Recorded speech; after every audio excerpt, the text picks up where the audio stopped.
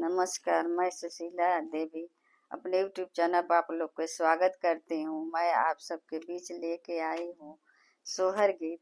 अच्छा लगे तो आप लोग लाइक सब्सक्राइब और मुझे ज़्यादा ज़्यादा सपोर्ट कीजिए। धन्यवाद। मालिया लागा में फूलवरिया मालिनी फूलवा सींचे मालिनी फूलवा सींचाई हो।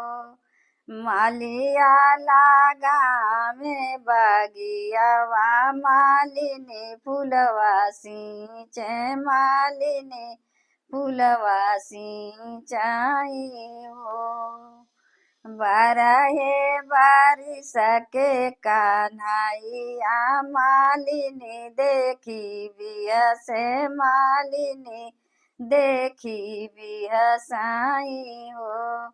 लालना बारहे बारिश के कन्हैया मालिनी देखी बिहसे मालिनी देखी बिहसाई हो।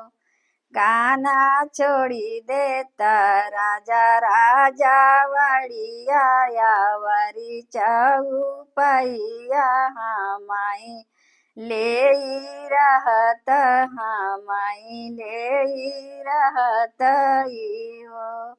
काना छोड़ी देता राजा राजा वड़िया वरी चौपैया हमाई ले रहत हमाई ले रहत हो।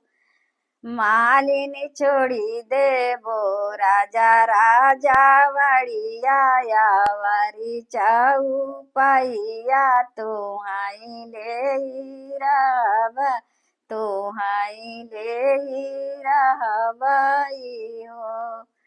कान्हा छोड़ी देता अपनी रानिया हमाई ले रहत हमाई ले रहत हो। मालिनी छोड़ी देबो अपनी रानिया तुहाई ले रहब तुहाई ले रहबई हो।